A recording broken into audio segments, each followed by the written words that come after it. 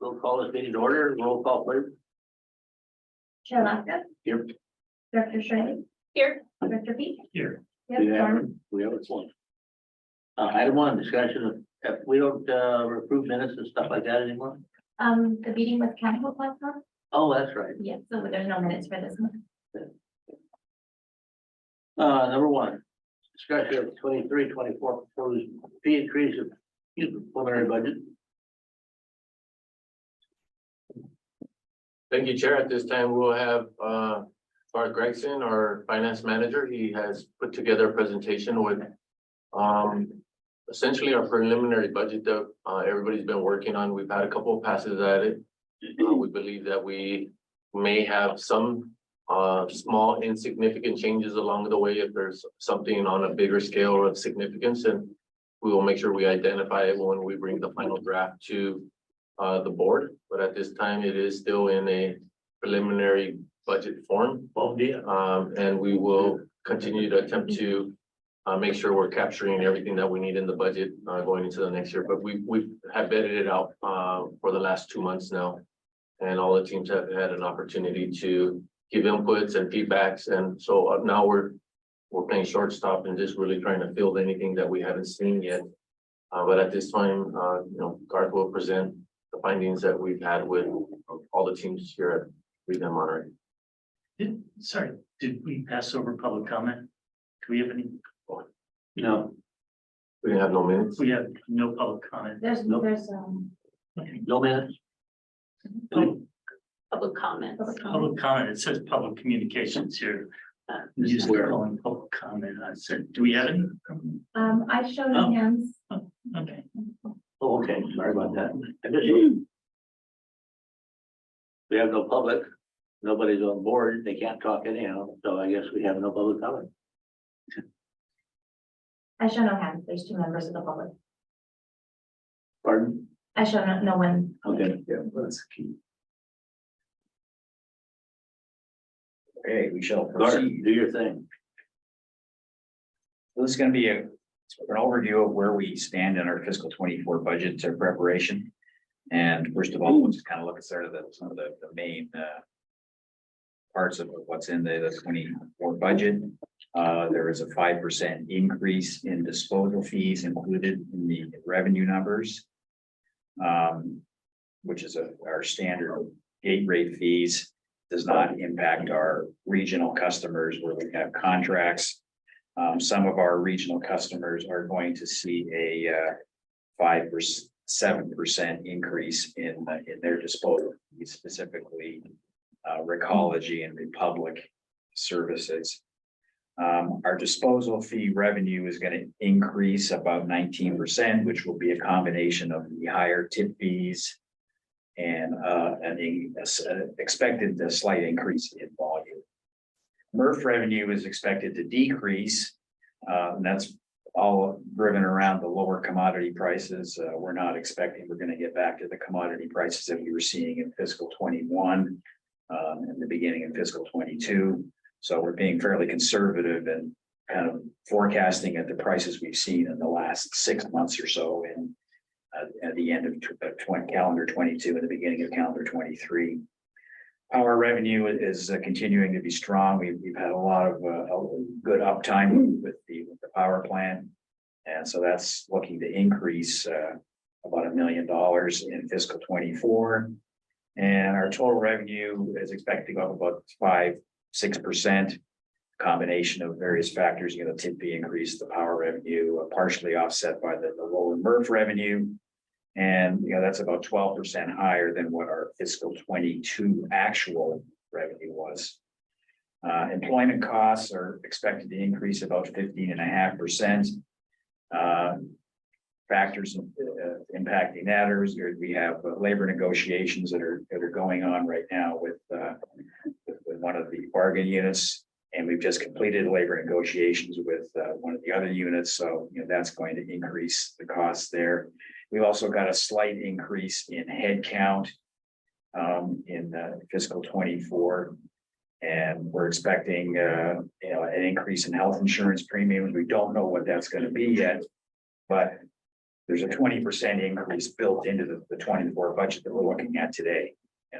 Yeah, it might be more, it might be less, so that's just kind of a ballpark guess right now.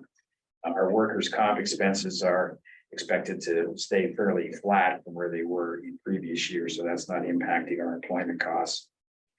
Non-salary costs are expected to increase about 14%. Some of the main items there are, our fuel costs continue to be very high. So we're probably going to have about a $1 million increase in what our fiscal 23 budget was.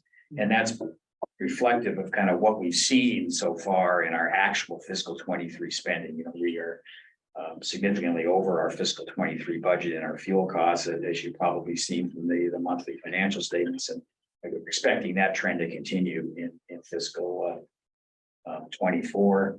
And our recycling costs, which are primarily the costs that we have for processing wood waste and food waste, which is all handled by Keith Day.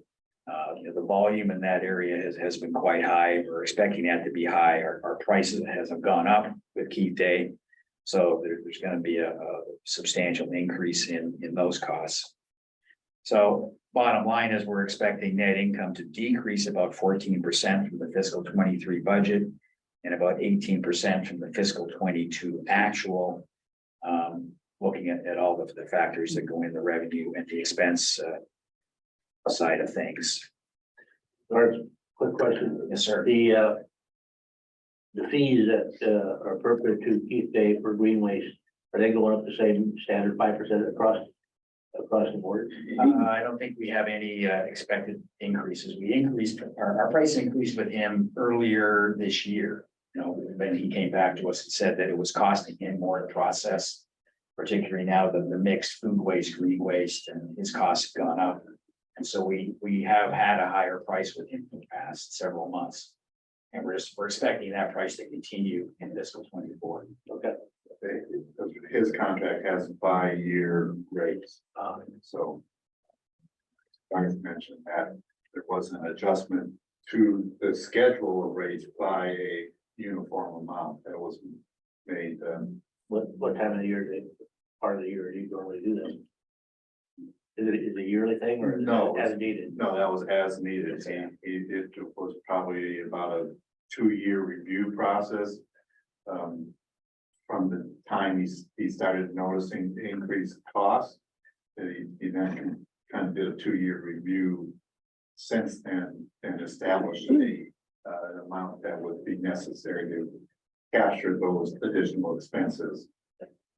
And so that not expected again. Okay. There's still a few open items remaining for the final budget. I kind of touched on some of these. We've got labor negotiations coming up that are going to impact fiscal 24. We do not have our final insurance premium cost for our health insurance, our workers' comp, or our property. We have estimated numbers for the workers' comp and the property and liability from SDRMA, but we don't have their final number yet. And it probably won't vary very much from what we have in this preliminary budget. Here's a breakdown of our revenue mix. The tip fee disposal revenue is continuing to be the major portion. As we talked about in the past, one of the objectives of the district is to try and become less dependent on tip fee revenue for the operation of the district here. But because the MRF revenue is expected to decline over next year, the disposal fee revenue becomes a higher percentage. So it's very similar to what we had in prior years: the disposal revenue, the MRF revenue second, power, and then our other revenue, which is the sale of sand and CNG fuel to green waste at the truck yard. That's what's in the other category. And as I just touched on, our percentage of disposal revenue to total revenue, we had been declining there for a few years, and then we ticked back up again. And so we're looking at it be about 77% of our total revenue will come from disposal fees. Guys, is the influx going back up mainly because we have picked up like the additional revenue from other contracts is Oh, yeah. that attribute to that? Yeah, that's a contributing factor as well. You know, the lower MRF revenue and the additional volume we're getting from some of those other regional customers.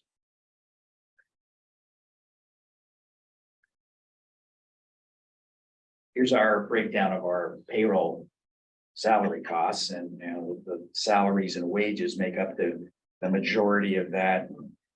And then our next biggest portion is our health insurance, and then our PERS costs on top of that. And that breakdown hasn't really changed very much from year to year. The salaries are always the biggest chunk, and then our health insurance and PERS. And our other costs are in there. Other benefits, for example, what that basically is the district match of employees 457 plan contributions. And then there's the Medicare, Social Security taxes, and our workers' comp insurance numbers. Our non-salary expenses, here's a sort of a summary of the major expense items. These are all the ones that are over $500,000 for the year. Repairs and maintenance is far and away the biggest number. And that's for the whole district. So that's all of the activity that happens at the shop in terms of repairing and maintaining all of the equipment on site.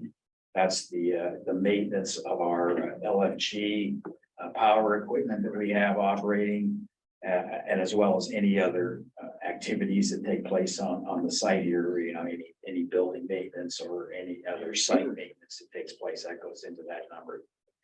The recycling services, as I touched on before briefly, that's our business with Keith Day, primarily processing the food waste, green waste activities. And our gas and fuel prices are very high again, as I touched on. So those are our three biggest. You know, our insurance cost is going to go up again from what it was in fiscal 23. What we're being told by our broker SDRMA is it's just kind of the nature of the global insurance business. It's not a reflection on us specifically, but it's just the insurance markets overall are seeing increases in property and liability insurance. Taxes and surcharges, that's what we pay the county and the state for essentially landfilling material. We have to pay the state $1.40 a ton, and we pay the county about 85 cents a ton. And that's those rates have not changed for many years. There's always talk of the state possibly increasing that $1.40 rate, because apparently that has been the same rate since the mid-90s. And if they ever wanted to, you know, make an adjustment, you know, there's some fear speculation they could end up charging us $5 or $6 a ton. But anyways, that's just speculation at this point in time. And then the other items up there, the operating supplies, are just the items that we buy, expense items to just run, you know, all the site here.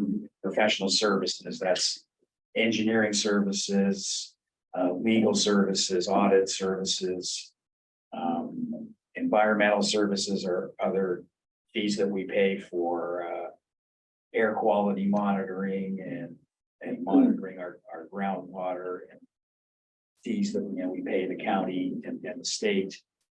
Outside services are just other, a bit like our janitorial services and you know, the various businesses that we use to help operate the site. And our office expense are just the things basically that go into operating the administrative part of things here, you know, whether everything photocopiers to, you know, buying, you know, computer equipment and things like that.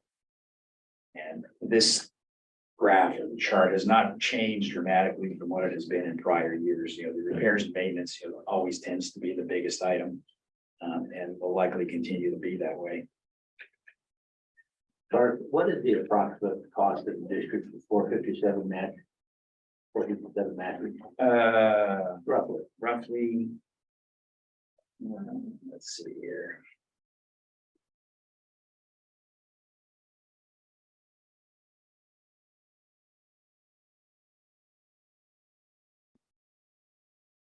So it's about 300K. Not very big savers out there, are they? Well, actually, I guess you could probably say no, based on my experience, no, they're not big savers, but you know, we do have. Trying to think, I think it's maybe around 40% of the employees are actually involved in the 457 plan. And the way the program works as well is you have to have a certain number of years of service before you get a match from the district. Yeah. But then on the other side of it, we have some very aggressive savers here that, max out every year and they get their maximum match from the district. And we actually have not done for a while any kind of a promotion on that. We have in the past had sessions with the employees where we try to promote the 457. Say, hey, there's free money there. Yeah, I think the last one was in November, and I think they're want to do another one where they get an opportunity to, some of it, I think, is knowledge around our employees for them to do that. So now as we hire new employees, they come to the office and it's a touch point for me, definitely with the introduction to the district as an opportunity for an employee coming on board, for them to try to maximize the opportunity that's given to them. And some people look at it too, they say, well, I've got CalPERS. I don't need this other thing. Why do I need that? I got CalPERS coming.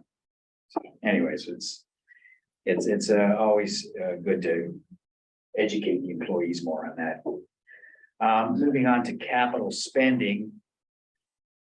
Here are sort of the main items that are going to be in the mobile and capital improvement project classifications for next year. We've got a $1.2 million scraper in the plan for next year, and then a bunch of smaller items. We got a loader and a couple of trucks and a forklift in there. On the capital improvement side, the M1W power connection and mod 7 development are the big items there.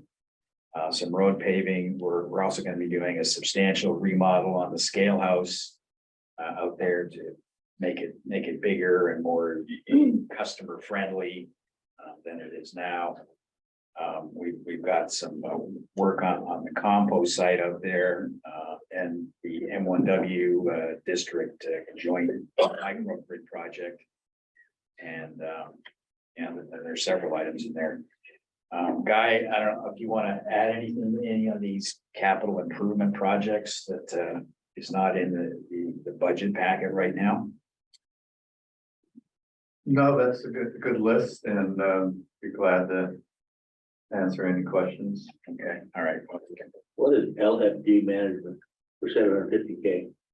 That is expanding the gas collection system in the landfill.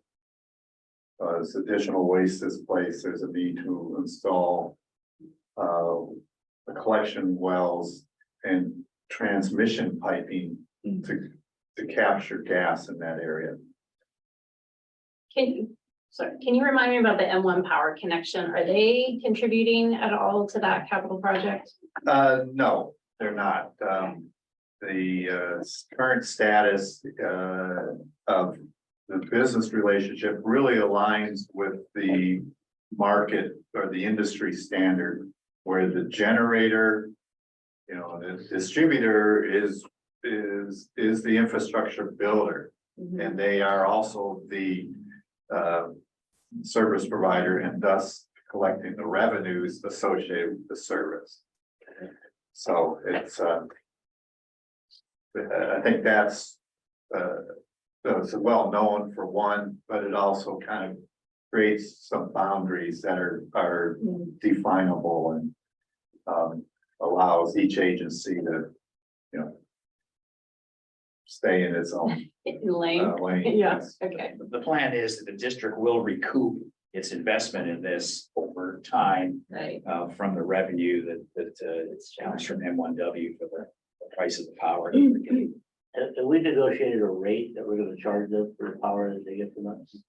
There is a rate in the agreement. It is now getting rather dated. So I think it's fair and reasonable to expect there'll be some discussions around the rate I don't know, adjustment. so because our costs are preliminary and approximations. up against a fixed rate that we'll get a rate of return, which doesn't seem fair. Yeah, the rate was almost really established more on industry basis than on capital spend. So, from that aspect alone, it's definitely incumbent on the district to update our projections. Separately, it's been about 5 years now, 4 to 5 years. And everyone in the room recognizes what has changed in the world and, locally in California and in California cities around power costs. It's a significant change. We're seeing it on the project side, like this project. M1W is also seeing those costs and schedule delays. They had a 21 kilovolt switchgear at the AWPF that this project's connecting to. That switchgear had an arc flash failure, so it's basically was an electrical explosion. And that piece of equipment needs to be replaced, and it's 24 to 30 months being quoted to replace that unit. And the cost of that unit is also significantly different than the cost that was incurred when it was originally installed in 2018. Ooh, not very old. Not very old. No. Was it under warranty? It wasn't under warranty, but I believe there's an investigation on probable cause and may be some associated liability for the supplier. So we will certainly be negotiating a more market price than what we have talked about in the past few years.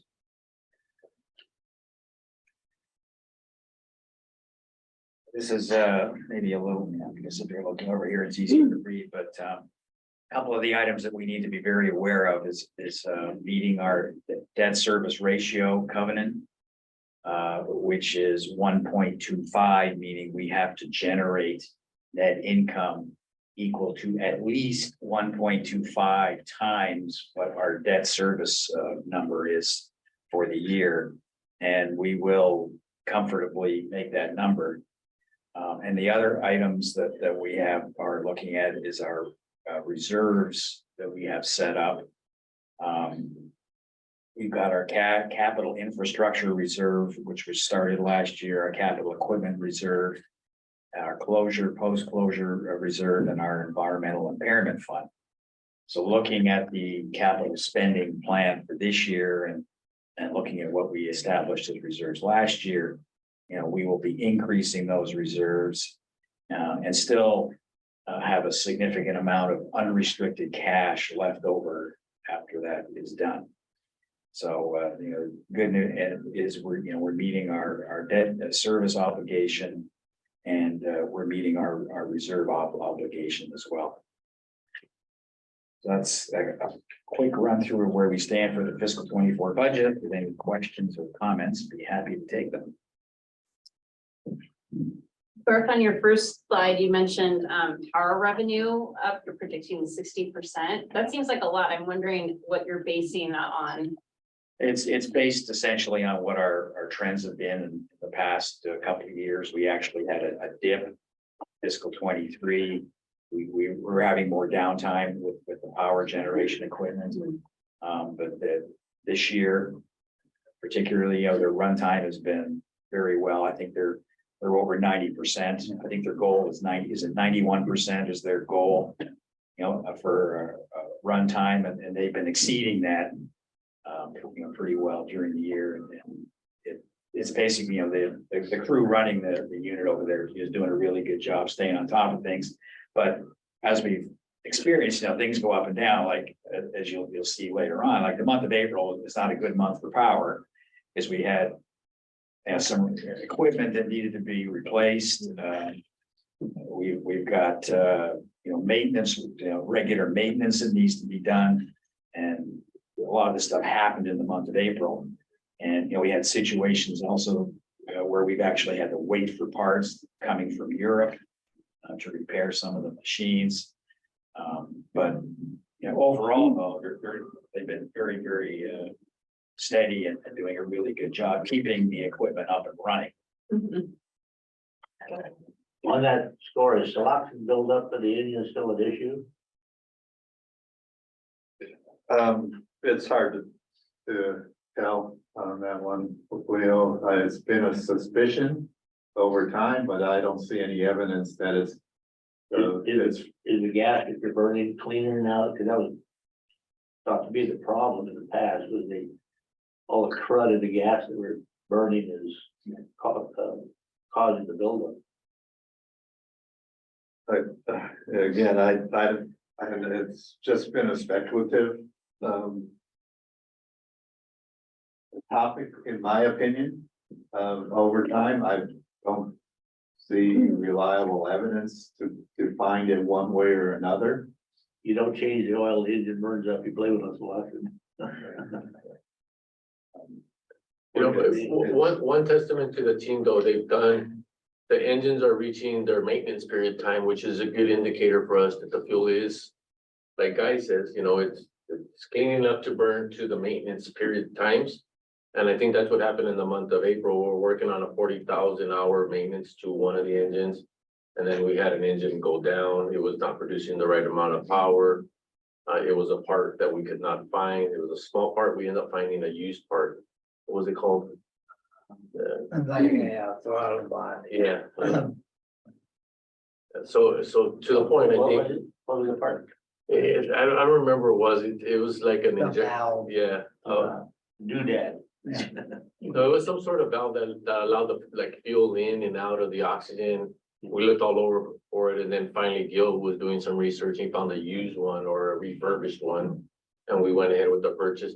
But I think to Guy's point is that the engines are running, they are lasting the period of times in between the intervals of the maintenance, which is a good indicator for us that the fuel is cleaning up. We haven't really found anything that says, oh, it's dirty gas. I think the concept behind it is dirty gas. It's coming from there, it has to go through a cleaning system. It runs there. So when something goes wrong, the easiest option is to say, well, the gas is not cleaning up, it's causing damage to the parts. Just one more quick question on your staff report on, this is on page 16, under public education and awareness, it shows a decrease of that budget by $24,000. I was just wondering what changes Yeah, were happening in that area. We had a very large sum of money budgeted in there this fiscal year for SB 1383 related costs.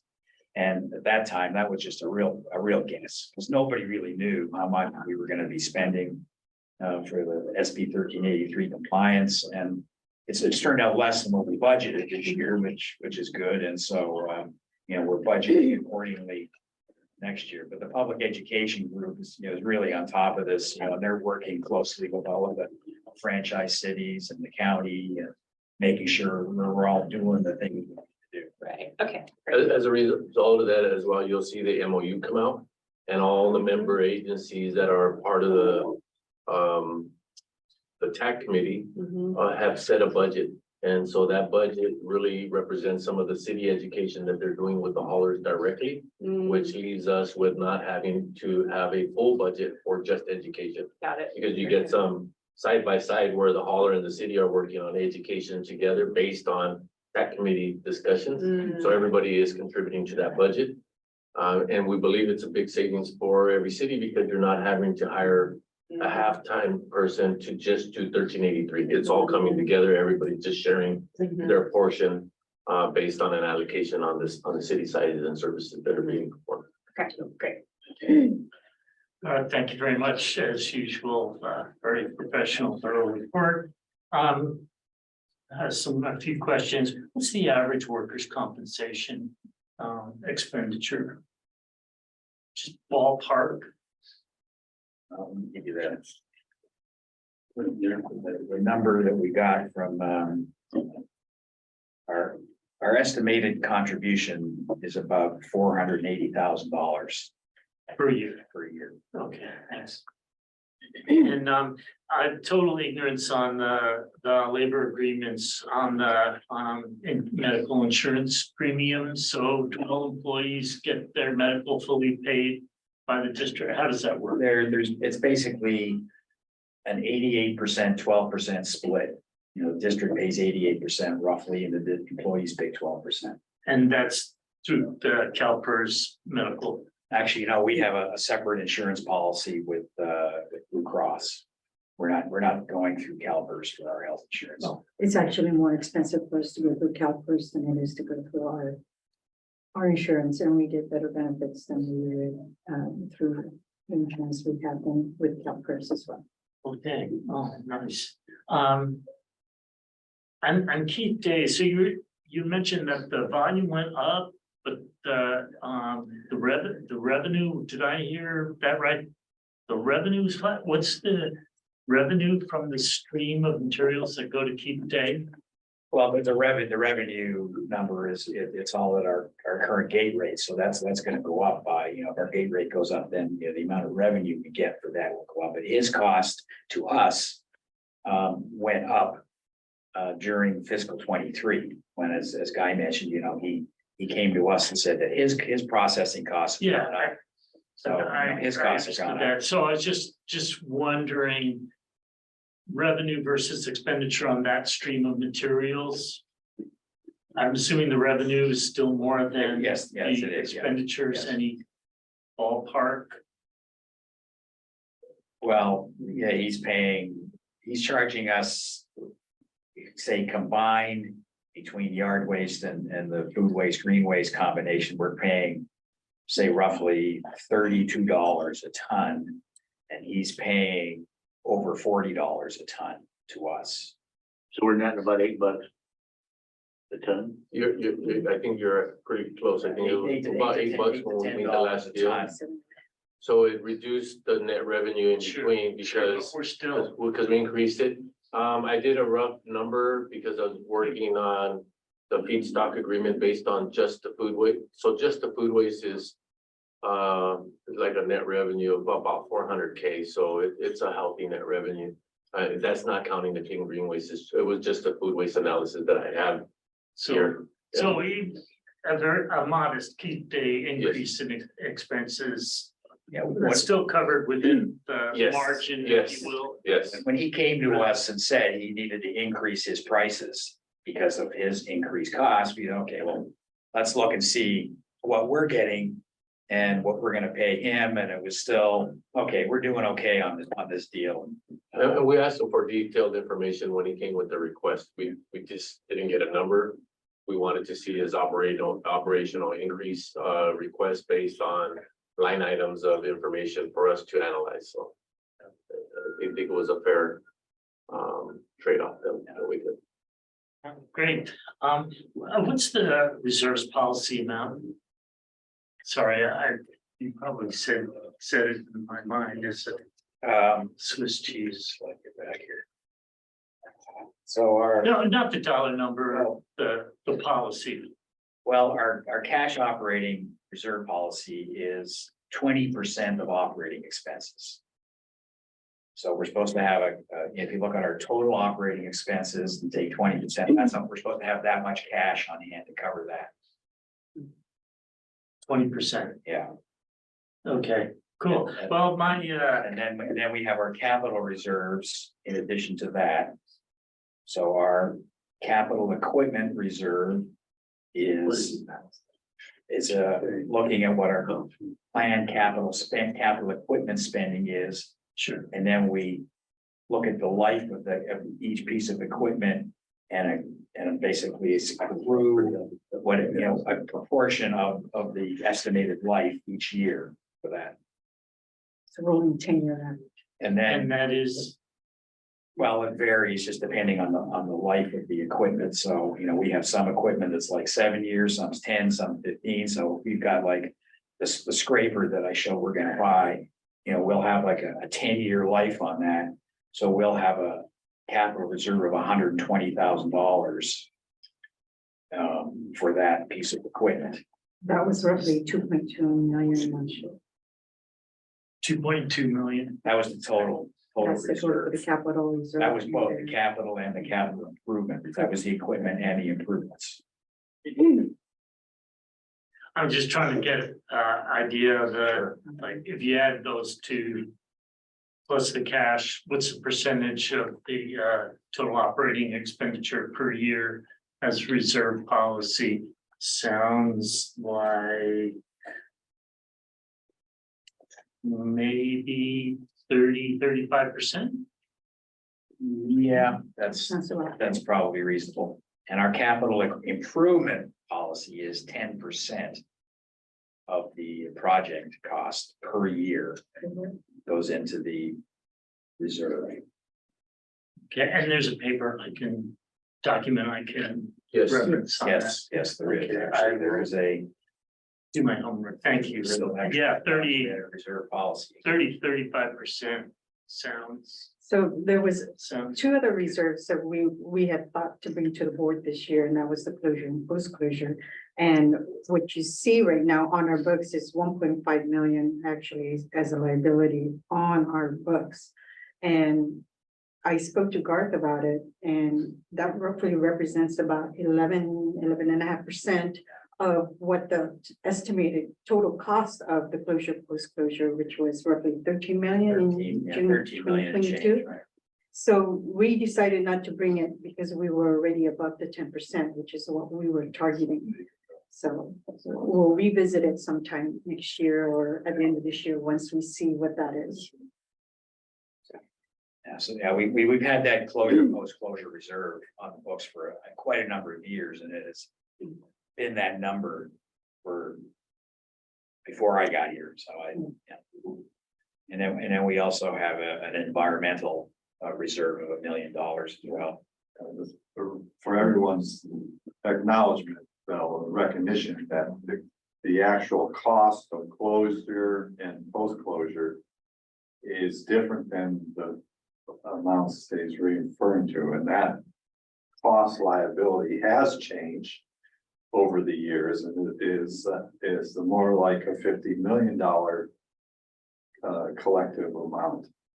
So 1.5 million would not represent much more than 3% of that.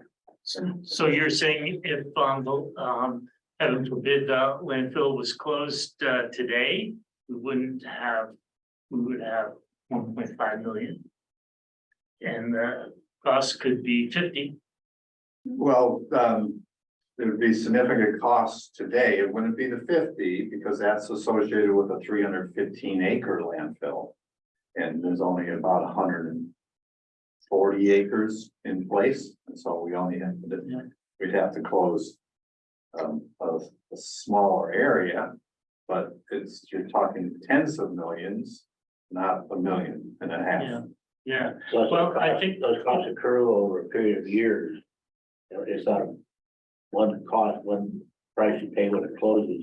It's a cost that accrues for 20, 30 years. there's ongoing annual maintenance Yeah. costs post closure. Yeah, I understand.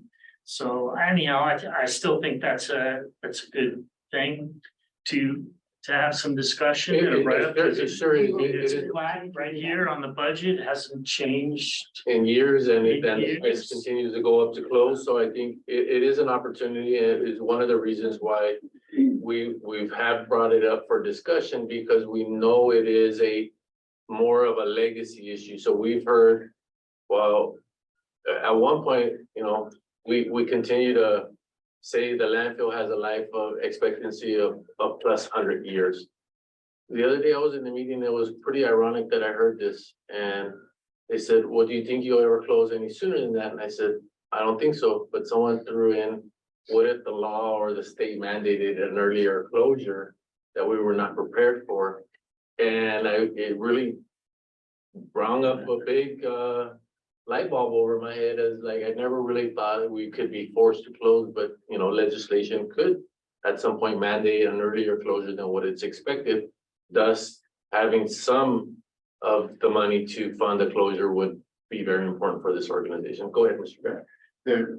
There is not a district closure or post-closure reserve policy. That doesn't exist. What does exist on the books is a recognition of a liability that was established at some prior date, you know, in accordance with kind of the minimum standards in Title 27 that are required of an owner operator. So I'm to, maybe it's semantics, but the word reserves, I'm not so sure it even applies to this. Right, It is a future liability of this organization. right, but I think we're using reserves as as establishing a financial process to mitigate or to address that liability. And so it's collecting funds over time of adequate amounts that will be used for that liability at the time that that liability. Sort of like capital replacement fund. So you Yeah, you need so- to kind of look at it from the standpoint of like, yeah, we increase our liability every year. You know, so that is, we have a very large liability number. So that's one side. But the other side of it is actually having that much cash. Other than it. So, you know, we don't actually have enough cash to cover what our liability says it is. And that's why we have a reserve. We carve out a portion of our cash and say, okay, this part of our cash is for the closure, post-closure. And maybe we should be driving, we pick some number, admittedly, it's far into the future. But we're driving towards having that amount on hand when it happens. No, I don't think that's reserves. I think that's just banking the money for a future expenditure. Anyhow, that's just my thought. And the other two fund, the 2015 bond rate stabilization fund and the environmental impairment fund, those are flat. There's no contributions, and that's the right amount to Well, have. the 2015 bond rate stabilization has gone away since the 2015 bonds have gone away. So we refinanced those in 2021. So that rate stabilization fund does not exist anymore. Isn't it in your, I'm sorry, I don't know if it's in there. If it is, it will be gone the next time you see that page. okay. Okay, I'm gonna just cross that off. Cross it out. Don't talk about it. And the environmental impairment fund, I'm sorry. Is there someplace I can read about that fund? I don't have a lot of information on that. Again, that's another reserve fund that's been in existence for many, many years. And I don't know what the intent was. I don't know, Guy, if you know anything about the fund or reserve. There is some limited information available. I think we can gather up. It is prescriptive in regulation, and so that's we'll be able to share that part. Yeah, I'm not asking for a research project, but if you can find something on that, would appreciate it. Just a small request in the future that our revenue streams be shown by customer type. Okay, I think maybe it's in a more detailed report, but maybe. yeah, do that. Would appreciate knowing where the money's coming from. Thank you very much. Just out of curiosity, Delray Oaks and PG, have you guys approved your preliminary budget yet? No, How about you? No, next year's fiscal, Yeah. No. Okay. We had to. In order to capture this cost, because it goes with the tax roll, we had to do it early, so we did ours last month, preliminary budget. So we approved all this already. Okay, any more on that item? That's all I Good have. job. So we're gonna be recommending to the full board, recommend approval of the preliminary budget. Is that our action? second. Okay, all in favor? Aye. I, Pass. Number 2, CQC and CQA for the module 7. Thank you. I'll be taking this one. Good morning, everybody. As you recall, a couple months ago, we had the Module 7 project come up to the board, and it was about an $8 million project to line about 17 plus acres of the landfill for future landfilling.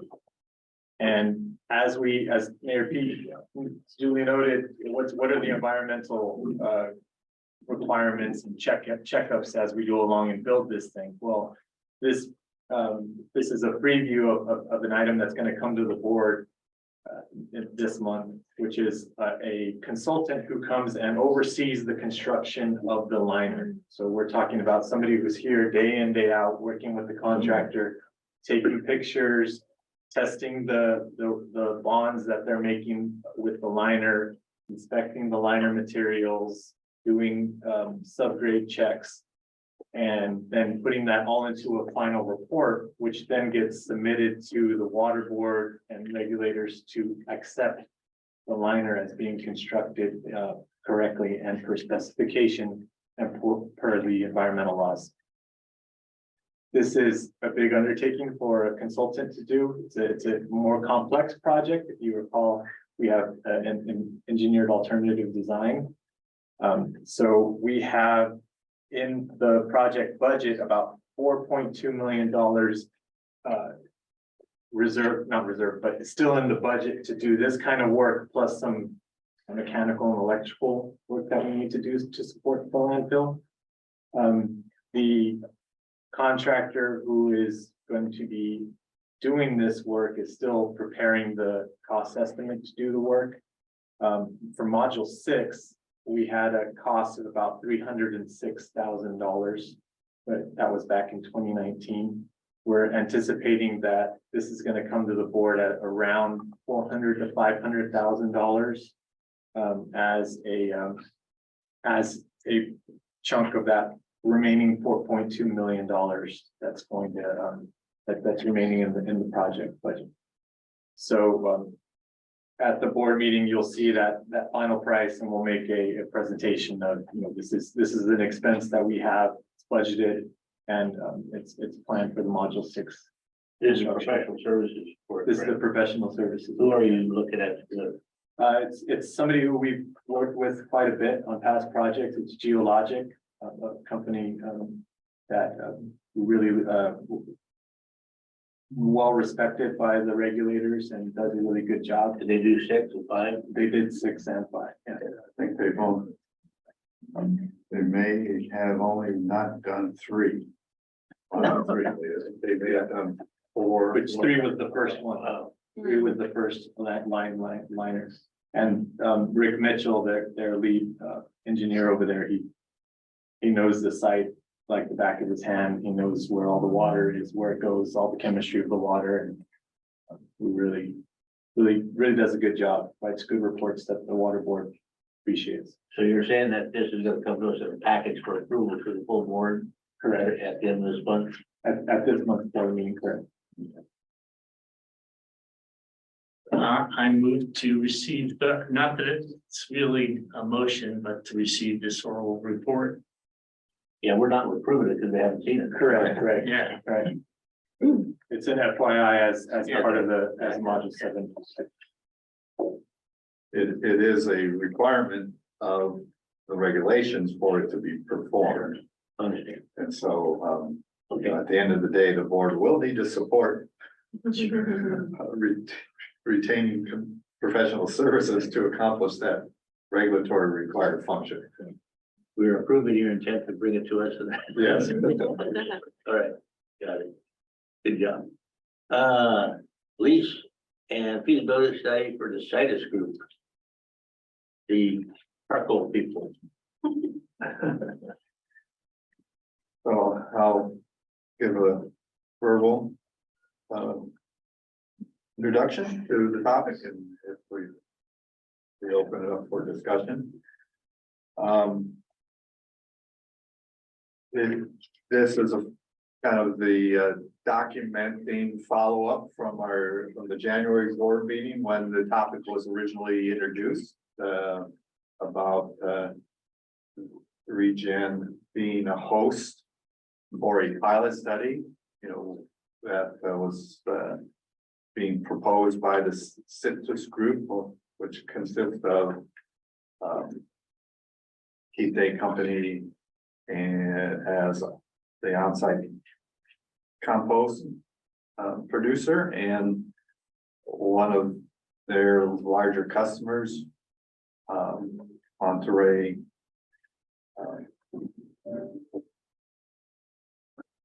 It was Steve McIntyre's company, Monterey Pacific, thank you. Large agricultural entity. So the two of those are combined with this part of the Citrus Group on the pilot study proposal. And there's the staff report, thank you, sir. The staff report in January outlined the general terms that were being forecasted for the document. Rob and his office put together a draft agreement. Those both were presented in the Finance Committee agenda packet here today.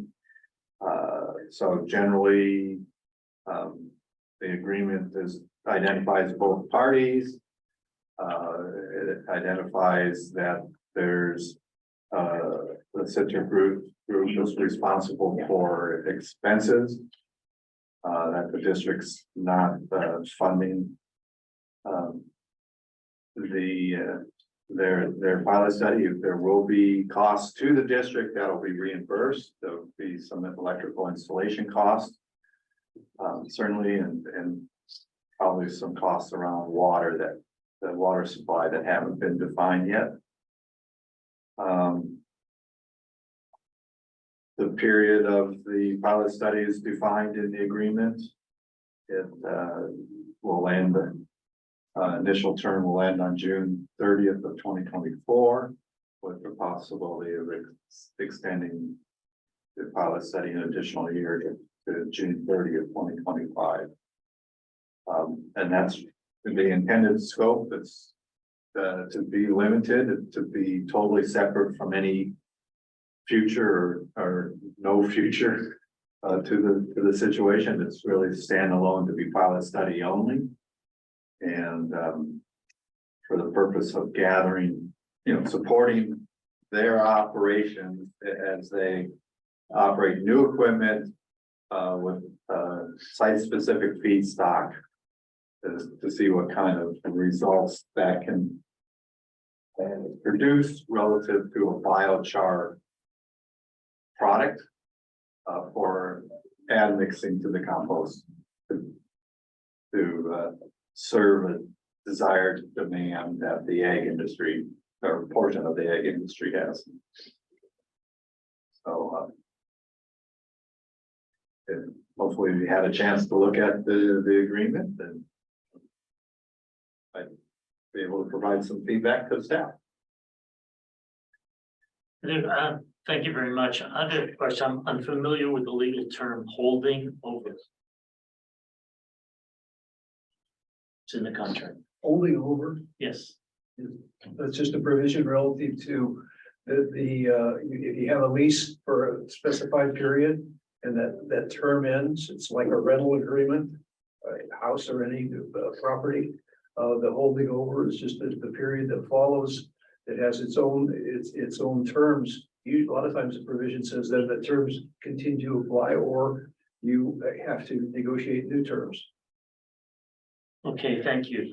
And yeah, I guess I didn't quite understand I would assume you'd have to negotiate new terms for the holding over period prior to the termination date for the lease, right? Otherwise it terminates, yes. Otherwise it just terminates, and then they should be gone. The Yeah. tenant should be gone. Holding over is without any legal benefit.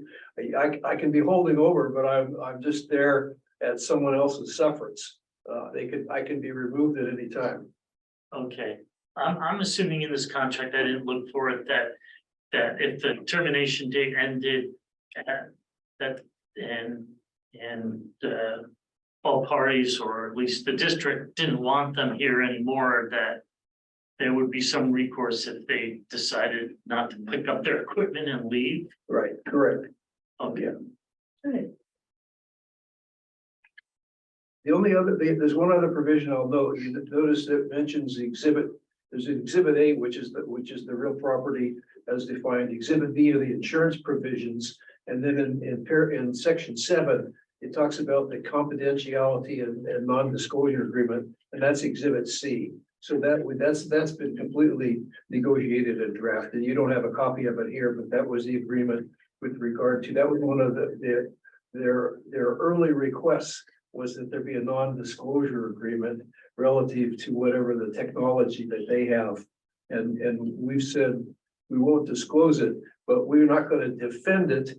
We turn it over to you. If someone makes a Public Records Act request and comes after that information, we're not going to defend it. We're going to turn it over to the holders of the patents and such on that technology. That's for them to defend. Right? Yep. Will we get any information on the pilot study after a year if they decide to extend it? What are they shooting for that extension? Well, certainly there will be sharing of data collected through the study. It may not be a nexus to their request to extend. But it may just exist in addition to their desire to request an extension. Because, and it's maybe because they need more time, or it is working so well. I'm just wondering, like, what are they shooting for in that extra year? So I'm not sure I can give a full characterization of the citrus group's intent. There's certainly trying to establish a certain quality level of production accomplishments. And so if the first year data is showing a trend towards that goal, I think they're going to want to continue and achieve that goal. They're changing the scenarios and speculating if they achieve the goal in short term. In the first year, and have no other pursuits from an operation of data production standpoint. They may choose to try to find a permanent home for that. And, they want to ask for the extension to continue their time on site while they also negotiate with the district for potential for permanent presence. I'm eager to see how this thing works. I'm glad we're not putting any money into it because, quite frankly, I got some doubts. The pyrolysis reactor intrigues me as to how this thing works because basically what we're doing is making charcoal, which the Romans invented 2,000 years ago. And we're grinding it up and calling it biochar. It also seems to violate the laws of the conservation of energy. So I'm curious to see how that thing all works. So I'm eager to see what happens. We gotta hope I'm wrong. I'd be happy to take you on a little tour and then hopefully arrange someone with the expertise around the machine. Yeah. To be there, sure. Yeah, we've seen it transform over the last several months, and I think the time was a concern as well, as how fast could they get permitted and regulated and approvals to actually start processing and collecting data. We will update it if we want. Sure, There. that'd be great. the reactor says, on the top there's a smokestack that says heat coming out. I think they ought to say CO2 coming out. Anyhow, that's my thought. Yeah. So the air district has issued an authority to construct permit for, the equipment. And so that allows, Citrus Group to proceed and finish the setup of the equipment and the operation. Okay. And as it is kind of new to the air district as far as how to regulate it, the permit requires some air testing, you know, in the operation process. It's not continuous, but it is to establish what, if any, of the emissions are. Separately, the Citrus Group did make a filing with the EPA to review the equipment process and make a determination whether it is regulated by the air districts in California. Because it is, you know, their desired operational practice does not have much emissions. And so it is primarily heat and utilizing the gases in the chamber. The board has already approved this, correct? I recall. Well, The project. yeah, the pilot study conceptually, yes. But the real true approval is to get it into an agreement. Which we don't have, we don't have the agreement yet? The draft was in the, Oh, sorry. in You're right. the, There it is. Yep. packet, and, but it was rather, I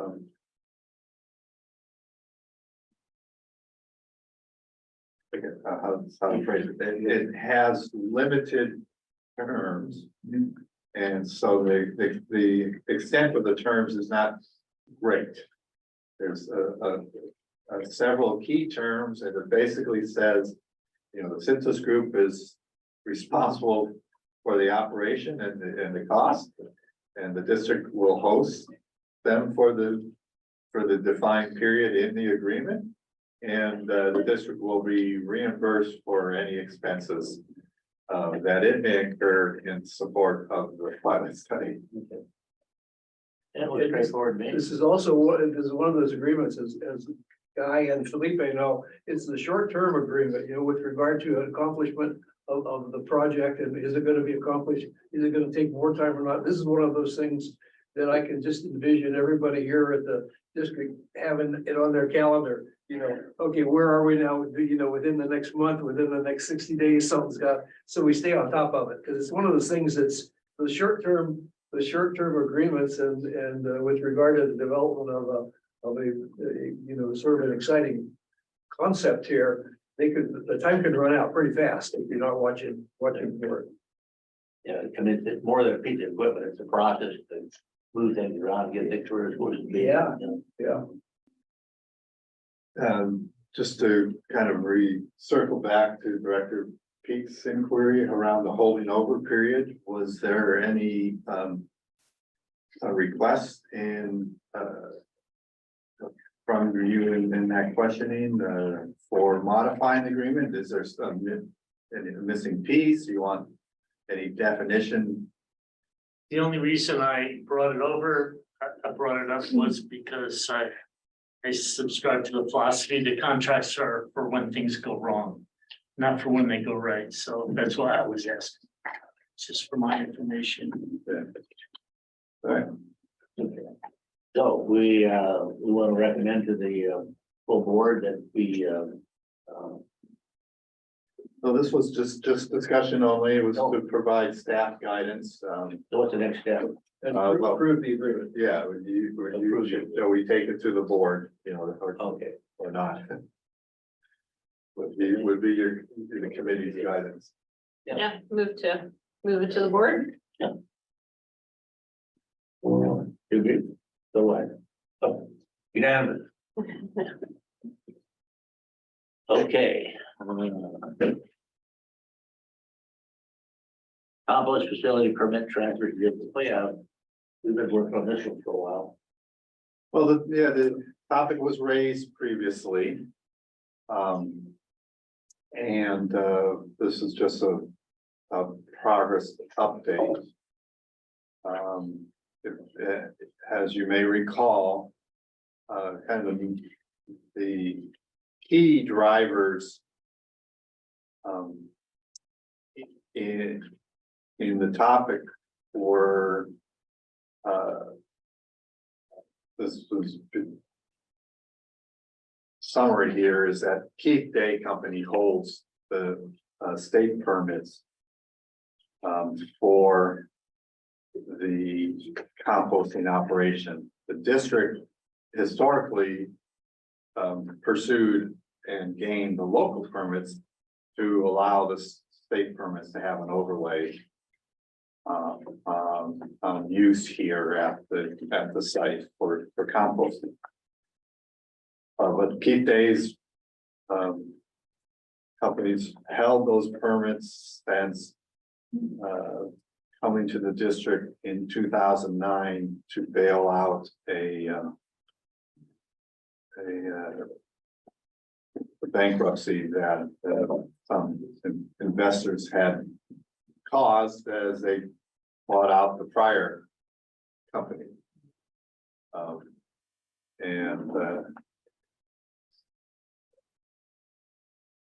What's been experienced over that time is that the Keith Day Company does not have any great excess capital. This is challenged by making capital improvements to the facility, and they do not have the experience and skills to manage the air permit conditions and air permitting around the facility. These are topics they're not familiar with and not have difficulty in accomplishing, and that's puts their operation at risk, which is therefore concern of the district. And that alone led to the two parties talking about transferring the permits, where the district holds the local and it gets the state permits from Keith. We already hold the local permits. So the district is the permit holder. It is in the driver's seat about maintaining the services here at the site, and has the latitude to contract for those services or to perform the self-perform the services on their own. Separate from those internal topics, the Air District has entered the picture in that they're now able to regulate the existing compost facilities. And they did produce authority to construct their initial permit for the facility. And it is their preference that the district be the permit holder, because it allows one party for the local air district to deal with around air regulations for this property, the 470 acres. All the related air compliance aspects for all services on the entire property. Additionally, So is Keith Day willing to transfer this? oh yes, Okay, yeah, they had reached that conclusion on their own without the district. and so the transfer is just an administrative thing? Yes, Okay, and so, and the last question is, does Keith Day want money for this? not that we're aware of, the quid pro quo, on the change would be a change in the duration of the operating permit that he has. He's looking, for kind of a 10-year minimum base. Like, contract with some ability to extend. Like for, under 20 years, so probably 2 5-year extensions. And with our history with Keith Day, we're satisfied with that. I mean, it's not like, No, it's not like he's an unacceptable provider. He's a good provider, and that's a legitimate, as you say, quid pro quo that he'll get. And the real gist is that from then on and for the future, we're in charge of that whole facility. yeah, Who's they, the decider at the state level or whatever to approve this transfer? Well, if there's the Cal Recycle, and the water board. And those two entities are represented by the LEA, more so Cal Recycle, but so those are the 3 parties that'll be involved in signing off on an ownership transfer. I will opine that is a rather prescriptive process, that there's extremely rare that they don't accept a new owner. And it was very unlikely that they would not accept a public entity as the new owner. So that's more, I think you could view it more prescriptively. I think that means that it's the board's opinion that may have the most weight around this topic of whether to transfer the permits or not. And we checked in with the staff to see if they're okay with this. Oh, yeah. So, yeah, Yeah, the LEA is aware of it. Which staff? Which The staff? LEA, The LEA staff? yeah, that's Oh, what I'm aware of- asking about right now. I don't know that we've talked to the LEA specifically about transferring over the compost permit. There's an idea that we've been discussing. So. So.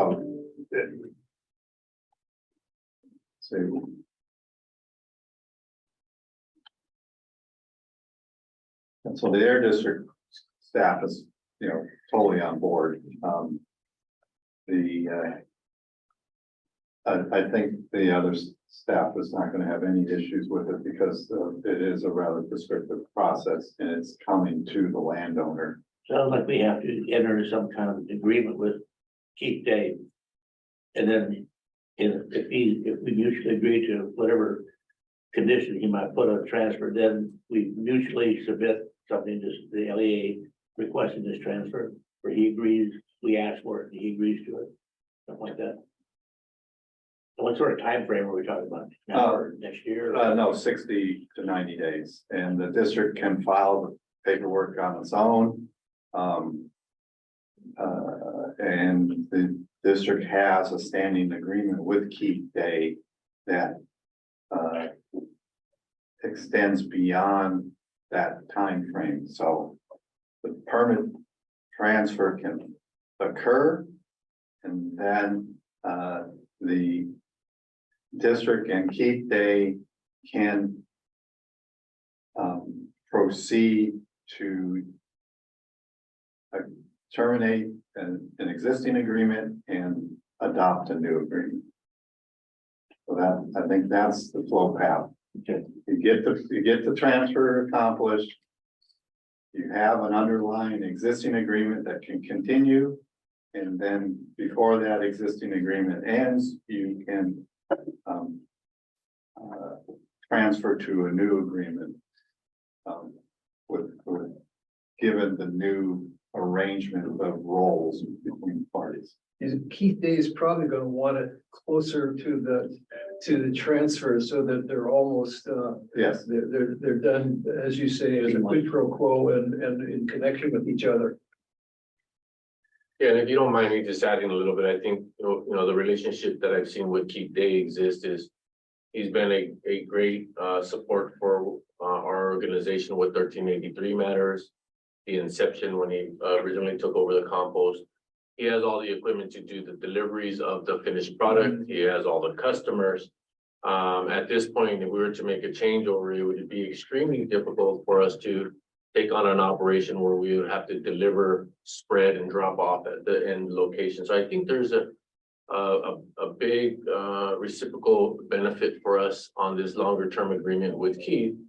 And I think that was his biggest concern is that if we don't, he was willing to do the permit transfer, but if he didn't have no tenure, would we be looking to go somewhere else sooner than later? Based on what I see now, I probably have no desire to go anywhere else. He's been here since the beginning of Senate Bill 1383. He continues to work with us. He continues to take the new material streams that are coming in. We've worked really hand in hand together to resolve those, get him whole on his operational expenses and costs based on those new streams that are coming in. And then he continues to work with us on the changeover of the innovation and changes in the concept of how we're doing compost.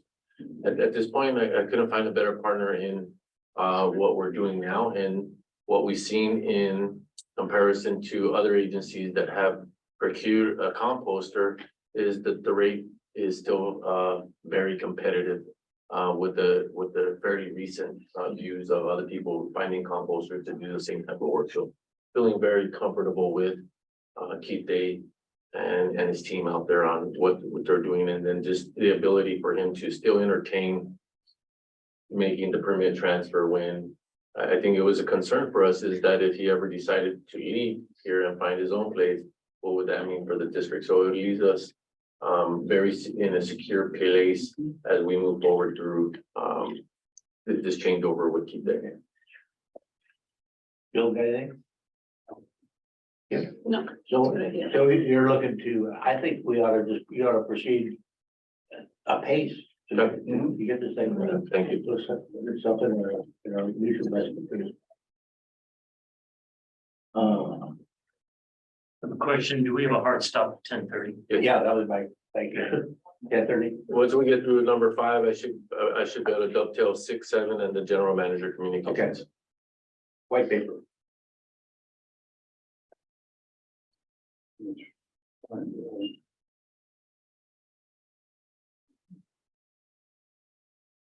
Must be a popular subject, nobody wants it.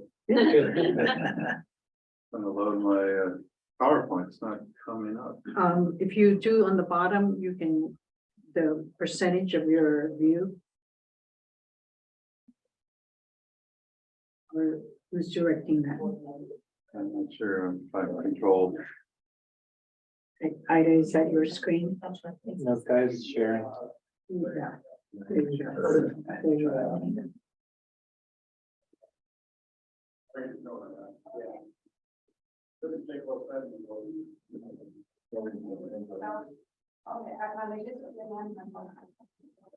I'm sure why it's not. Maybe the maximize button.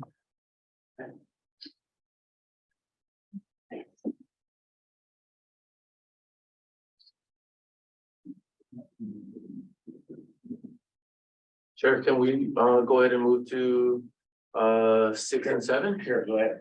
Yeah, so I'd like to bring forward, good morning, everyone.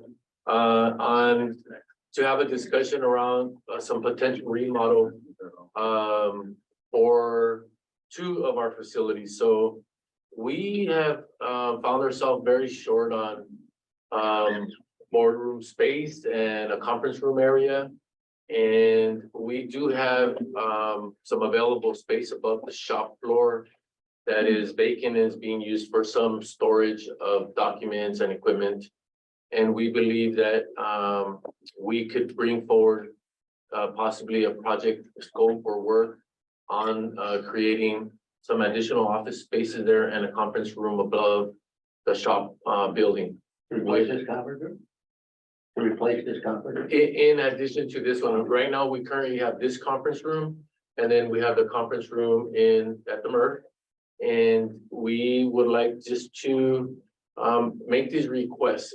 We've looked at some improvements here in the administration building. This would be one of the improvement rooms.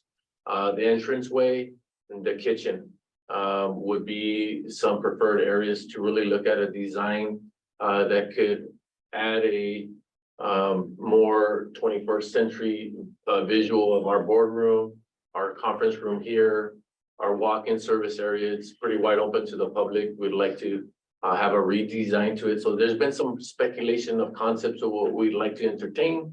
I think really what I'm asking this committee to do is just allow us to go and do a little bit more around these two concepts. One is the conference room and the additional offices.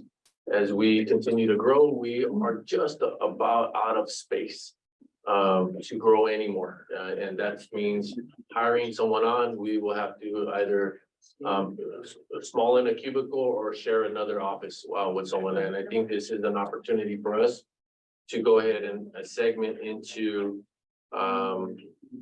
at least bringing back some concepts and ideas to this committee for us to maybe even add this into our budget, is ear tag some dollars so that we can work on it during the next fiscal year for the upgrade to this administration building and an upgrade to the shop second floor. And if I had a preference, I would have to take the additional conference room and the offices, mainly because we don't have the space for it today. But I put them both on the agenda because I think they're both equally important of what we're representing. And as we go through scale house changes, and we've gotten an approval for a design of landscaping. I think it's something that's coming around. Once we get this performed and done, and a project approved and it completed, I think that we would not need another upgrade for maybe another 75 years. So I'm pretty excited with an opportunity. We are doing a lot with putting money aside for this type of work, but I would at least like to start looking at a design and a concept to bring forward to first the committees and then get it over to the board for a review. But this is just concept, but I would like to work rather quickly because we're in the preliminary budget process. I'd like to get an estimated value and dollar amount and probably bring that back to you guys again one more time as we look to finalize our budget for So right now you need approval for a preliminary design. yes. Ours, don't know, probably. I do not know. I did look at the kitchen and it started off. Yes, sir. Sorry, if I may. Yes, you may. We're not sure of what dollars you're asking for. The dollars for perform the professional services? Right. Yeah, those are going to be combined, 100,000 or less. It would happen rather quickly. It's really an evaluation of what can be done in those two spaces that we're talking about here in the admin building and also in the above the shop. Would you be happy with the approval or recommendation or approval for to proceed to at least a preliminary design? Yes. So, are you talking about adding another conference room? Yes. And, so when you come up with the concept, would be interested in knowing how often your existing two conference rooms are used. Okay. I mean, obviously, They're almost at they capacity. need to be used. Yes. most today. And, for $100,000 ballpark number, I'm assuming that means reconfiguring the interior. 100,000 doesn't buy you expanding the buildings. No.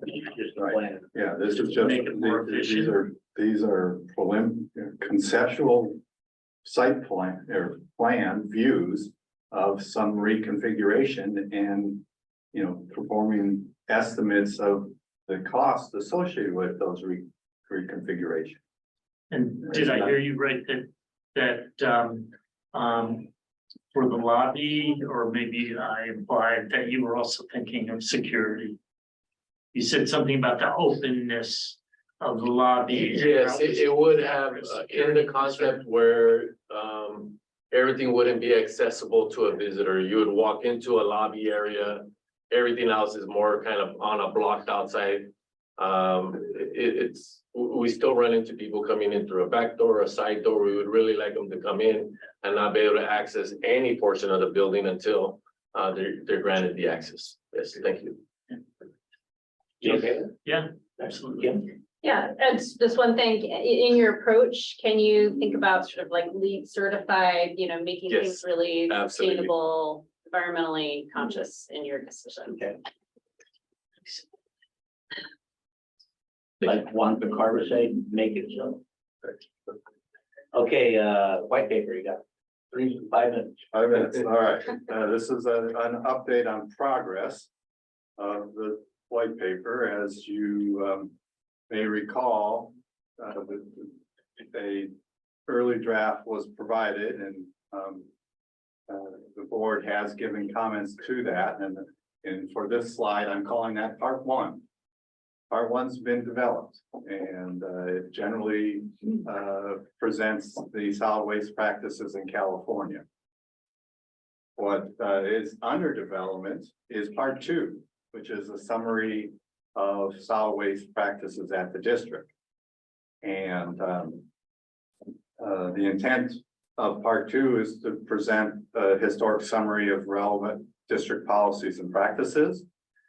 And a historic summary of key board decisions associated with, mainly associated with new municipal customers.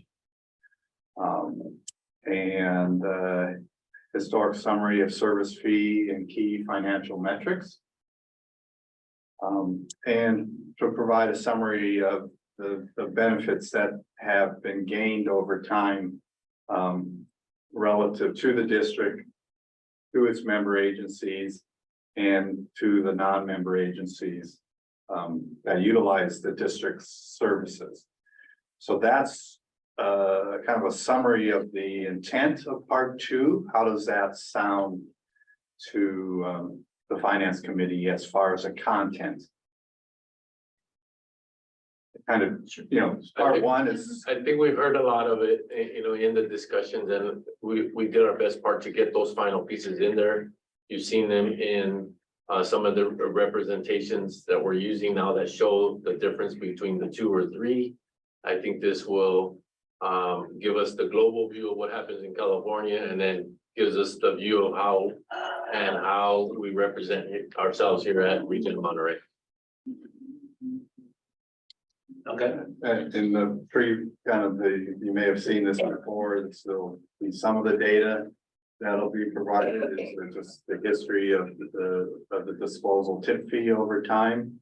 If you look there right in the middle, with the district's red data points, there's a flat line just before and after 2000.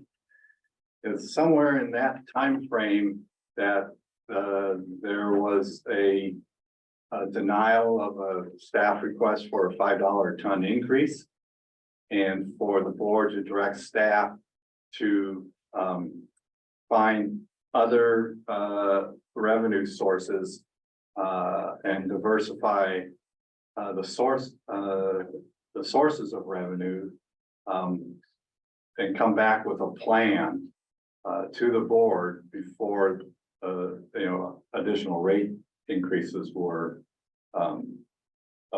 approved. And that occurred. That will be some of the historic data. There was quite a large matrix of recommendations that were presented and adopted, and those will be laid out, and the status of those that have been accomplished over time will also be identified in the summary. And this is a kind of a preview of some of the metrics around those different timeframes. That'll be presented in the updated draft of the white paper. How long do you think it'll take it to produce that? hope to bring this back to the finance committee, as an updated draft next month. Okay. Gary Bales did that. Hey, Gary Bales did what? That flat line. I helped him. Thank you, sir. Okay. GM comment? I do have a couple of GM, general manager communications. One is, leadership, development, trainings. We've done 4 of 6. So we have 2 more and we will be completing that. And then we will probably consider some additional trainings that come along after and maybe some sub trainings that will complement the leadership development. They're on track. They've given us good awareness around our managers, up and down, side, vertical. Just a lot of knowledge and fact sharing with folks that we may not have shared with one another in the past, but those are coming to surface and it's really helping the vision and the view of everybody's perspective moving forward and together. We do have an expectation, Guy and I, to attend the microgrid conference. It's May 15th through 18th in Anaheim. And it is a more, a longer view of what microgrid will be like in California over the next 10 years. So I think it'll be a great learning experience since we are tackling microgrid and doing a whole bunch around it here. I think it could give us another perspective. I'd like to thank the public education team for their efforts with the Earth Day events that they supported throughout our community and with our member agencies. And I would like to remind folks that San City has its annual birthday celebration coming Saturday, May 20th. Looking forward to that. And I'd like to send thanks to Monterey County Supervisor Askew, Mayor Delgado, with the support on getting some patchwork and paving done. And David Ramirez with the patch paving work that they did on some of the repairs at the railroad crossing. It was really bad. They did a little patch up job. It's improved over what it was. So I'm excited that they did that paving work. So thank you for everybody that petitioned together. Lane line. And that's all I got, Chair. Anything else? Just, with this spate of leadership training, if you have some thoughts later on how the training for the board and how the board could be more effective, please pass that along. That would be great. Yes, thank you, sir. We're adjourned.